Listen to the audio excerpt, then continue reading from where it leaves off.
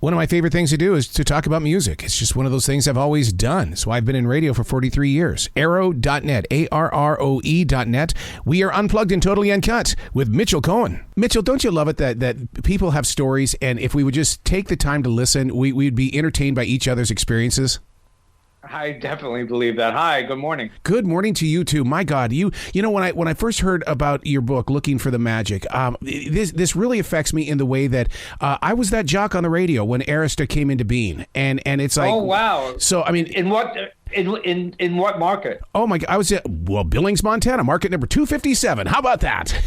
How about that? I'm gonna have to ask my friends in Arista Promotion if they remember. Oh my God, because I mean, one of the things that I always loved about and respected Arista for was I believe that they helped usher in the adult contemporary movement of the 1980s going into the 90s, because with people like the Thompson Twins, Haircut 100, Air Supply, there was a movement taking place, and Arista's name was all over it. Yeah, that was a hot moment for us. That was a lot of fun. Obviously, we began, in that area, what you'd call like hot AC, I guess. In the 70s with artists like Barry Manilow and Melissa Manchester, and artists like that. And in the early 80s, that became a boom. And of course, once Whitney came along, yes, everything just exploded. And was that the connection with Clive Davis? Is that why Whitney landed there? Oh yeah, of course. One of his A&R people brought him to see a showcase at Sweetwater's uptown in Manhattan. He was transfixed by her from the start, as everyone was who saw her at that period. And it took a long time to build that first album. To construct something that reflected all the different facets of her personality, and then of course it became a blockbuster. It became a record that just went through the roof. Yeah, I remember when Whitney first appeared on the music scene, because, I mean, the record reps that would come to the radio station, we'd all sit in groups and listen to those songs. I miss that when those reps would show up and we would just talk. Oh, is that not a thing anymore? Is that not a part of your of the game? I'm sure that one I love me some iHeartRadio, but that's you kind of step free of that if that's not your department. And they have bigger names in bigger cities that make those decisions for you. Oh, I get it. Now, to put this book together, because I mean the coolest thing about Looking for the Magic is the fact that you take us behind the scenes. You actually unveil the wizard behind the curtain. Yeah, there's a little bit of that, yeah. I mean, it was important. I started at Arista in 1977 as a copywriter. So, I lived through most of this era. And to your point, a lot of what people think of as Arista Records stretches from Barry Manilow to Whitney Houston. I mean, that's pretty much, the twin peaks of Arista. And I wanted to fill in some of the gaps. I mean, I wanted to talk about Gil Scott-Heron and Patti Smith and the Kinks, and and go into how eclectic, how diverse the artist roster was, and how exciting it was to be a part of the music business and that label in particular during that era. I mean, it's not a memoir. I'm not a character in the book, but it's stuff that I was a part of, and that I wanted to share. You bring up Patti Smith, and the one thing that I truly remember is how a song on the radio becomes a poster on the wall, and Arista was part of that. Yeah, that's true. I mean, the thing about Patti and Gil and Lou Reed is that they really had an intensity, a drive, a purpose to them. Whether or not they were ever going to have hit records, in the conventional sense, was less important than the statements that they were making. And if you got some hits along the way that became posters on the wall, that was just just an added thing, an added bonus. And Yeah, and it was really really exciting to be a part of all that, to be at the bottom line, like a few times a month, to see artists up like that up close, to see Lou Reed and Patti at the bottom line, or Gil Scott Heron, yeah, it was just I was in my 20s. It was my first music industry job, and I just felt I landed in the most hip place to be, and it was the fulfillment of all my dreams when I was a kid and listening to the hits on the radio. So were you geeky like me in the way that when you knew that you were in some place special, you had to get pictures, you had to get something to mark that you were once part of that? Because I've done that in radio where it's like, man, this is never going to happen again. This much talent in one building. Yeah, that's why I wanted to write. I mean, that's why I became a writer to begin with, like in the early 70s when I started to write for the rock magazines, for Cream and High Fidelity and Fusion and Phonograph Record, because I wanted to share my excitement. Yep. I mean, I wanted, if an album, if I bought an album and it excited me, or if I went to a show, I wanted to be able to call someone at the magazine and say, "Oh, I want to write about this. I want to, I want to share what I have to say about Elvis Costello's first album," or because that's our mission. Our mission is to find things and share them. I mean, that's what your mission is too. To hear something or see someone that you go like that the next time they come to town, you want to bring everybody and say, you got to see this, because this is the last time you'll be able to see this band in a club, because this is going to break wide open. And when you're right about that, about an artist or a song, or and it's like a validation, and it's like, and the excitement of spreading the word about it is why we all end up here. I mean, it's why you ended up where you are. As a music fan, I mean, we find the ways to express our music fandom. Even if we can't play an instrument, or we can't write a song, or we don't have a good singing voice, right?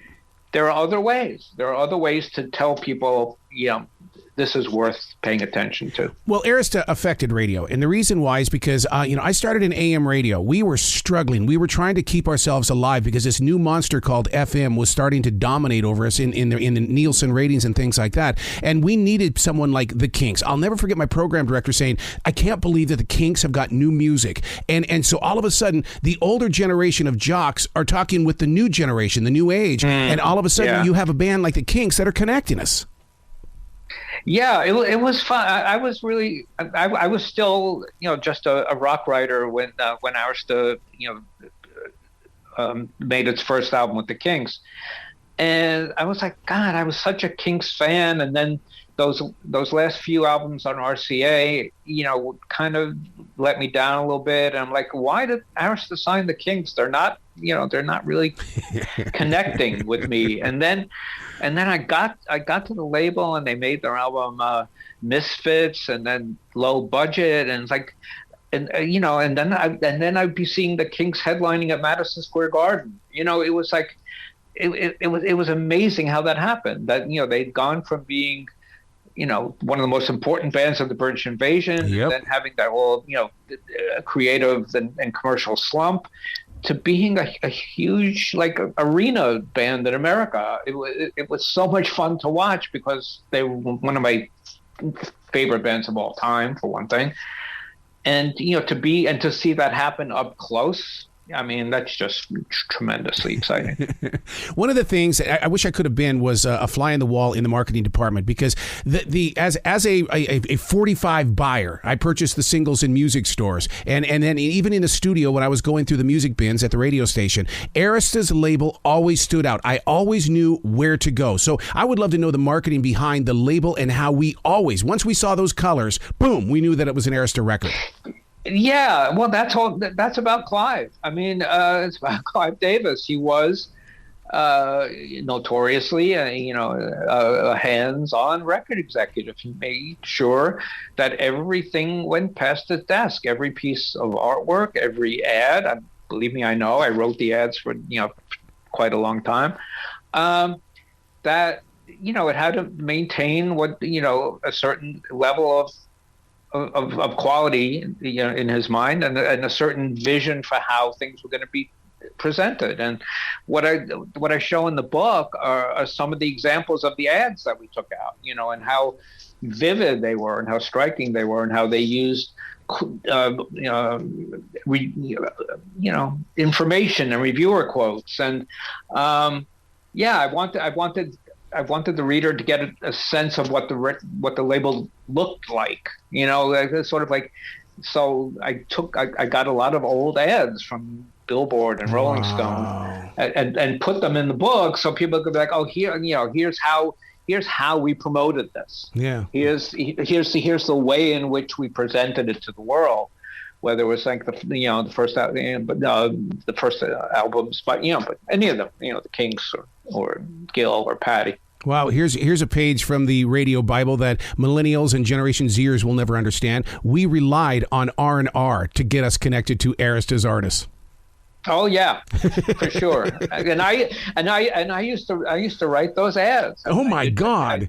I did for quite a long time. That was like my job before I had the A&R job. And, so it was about conveying our excitement and trying to say, like, this is happening and you should be a part of it. I mean, first of all, I have no idea how promotion people wake up every day and do their job.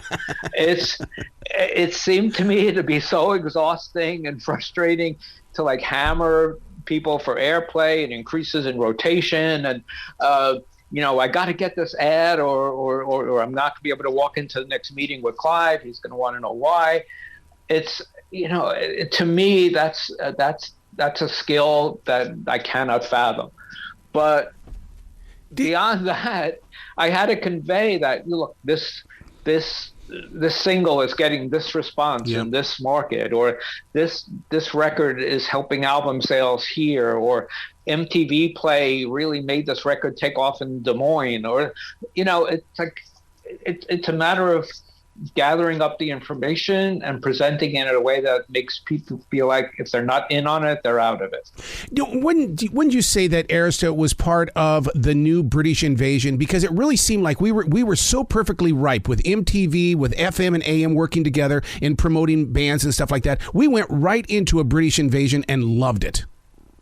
Yeah, as a lot of people have pointed out, when MTV first started, a lot of American record labels were not making artist videos. I mean, labels were not in the video business, whereas in England, there already were.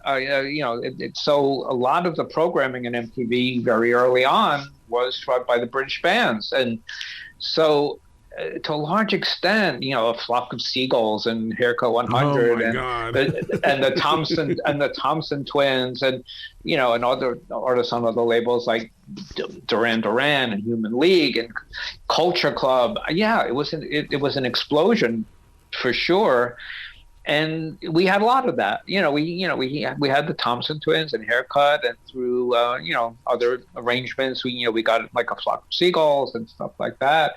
Yeah, we were definitely in the mix in that area. I got to give you an inside thing that happened in Billings, and just how quirky Montanans are, is that with A Flock of Seagulls, they wouldn't let us say, I ran so far away, because it would remind people of the country of Iran. And I went, you've got to be kidding me. I interviewed one of our artist development people for the book, and he said he brought up that thing that there was resistance to people playing a song called I Ran. That's it. On the radio, so that we had to put in parentheses so far away. That's it. It's like so that the people like you would be able to say like I ran so far away by the Flock of Seagulls rather than that. He brought that up, and I'm like, and I wasn't aware of that. I wasn't aware that it was that parenthetical title was because people thought, oh yeah, people don't want to hear about Iran. That's it. It's just so bizarre to me. Would you say that Arista was an indie label, because it had to start somewhere. It didn't start off brilliant in the beginning, but yet it grew into something unforgettable. It was an indie label during the period that I write about. Okay. It was independently distributed.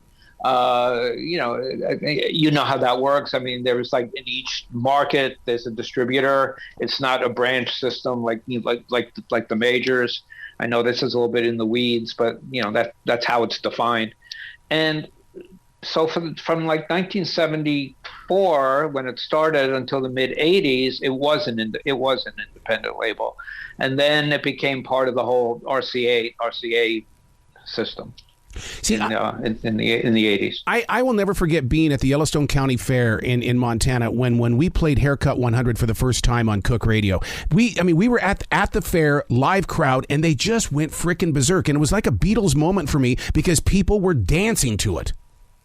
I loved that band. I went to see them here in New York at the Ritz, and that band only had one album out, and I think they were on the brink of being one of the most important bands of that movement. I mean, it was like that in a lot of markets, and certainly in LA and other places.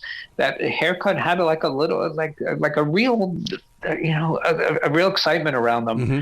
And but then right before they were going to make a second album, they split up, and their lead singer went solo, and there was a ton of potential there. I think that's one of the that's one of the things that should have happened that didn't quite. Does it shock you that a lot of these Arista musicians are still going at it today? They're making it privately in their homes and stuff, but they're still at it. Some are, and it's always nice to hear from them, and I tracked some of them down, for the book, and David Foreman and Willie Nile. It's great. It's great to to connect with them and remind them or ask them about their time with us, and know that they're still out there, that they're still making music, and that's fun. I mean, it's like it shows that that we were right about their talent and their potential for longevity, even if it wasn't the precise right commercial moment for them, because of any number of factors. We didn't have the right single, or something else from a competing label was a little too similar. I mean, there's so many factors that go into whether something connects or not, and to a large extent, the music industry is very capricious and arbitrary. But but in the end, if you're as talented as Willie Nile, you can make a life, making music, and that's something that should give everyone a little optimism. Well, you definitely give us the opportunity to step inside the music business, which leads me to the next question in the way of how easy was it to convince Bruce Springsteen to give up Because the Night? Well, I had to ask a lot of questions about that.